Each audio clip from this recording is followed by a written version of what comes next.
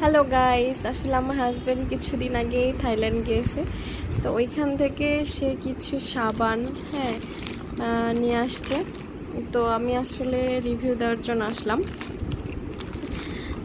যেন আপনারা আমার মাধ্যমে যারা পরবর্তীতে থাইল্যান্ডে যাবেন অথবা থাইল্যান্ড থেকে হাজব্যান্ডকে অথবা কাউকে কিছু আনতে বলবেন, যেন আপনারা ভালো যেটা সেটাই আনতে বলতে পারেন, আপনাদের জন্য যাতে সুবিধা হয়।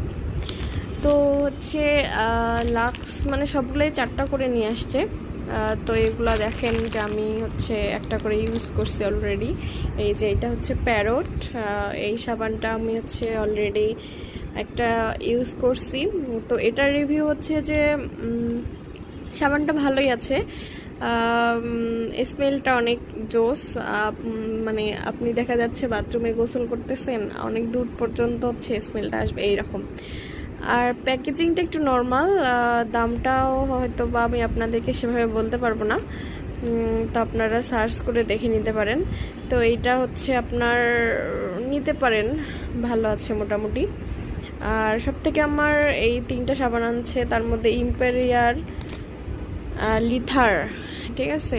তো এই সাবানটা আমার কাছে বেস্ট লাগছে। এটা আপনার দেখা যায় যে অনেক মানে স্মেল গুড, আর তবে এটা অনেক ফেনা হয় এবং অনেক স্মুথ দেখা যাচ্ছে, একটুতে অনেক ফেনা হচ্ছে, তারপর অনেক একটু পিচ্ছিল টাইপের, মানে আপনি ইউজ করে মজা পাবেন, ঠিক আছে। তো আমি 3টার মধ্যে এটা সব থেকে বেশি আপনাদের জন্য সাজেস্ট করতেছি যে এটা আপনারা নিতে পারেন।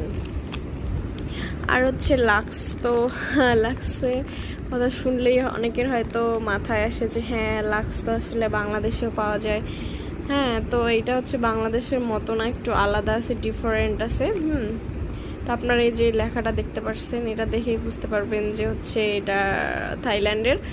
তো এই লাক্সটা আমি মানে কি বলবো, হ্যাঁ ভালোই আছে, বাংলাদেশের তুলনায় তো অবশ্যই বেস্ট। বাংলাদেশ মানে ইয়ার সাথে বাংলাদেশের তুলনা হয় না। তো আপনারা নিতে পারেন, স্মেল গুড। আর এই 3টা সাবানের মধ্যে বেশি কস্ট পড়ছে লাক্সটারই, আপনারা ট্রাই করতে পারেন।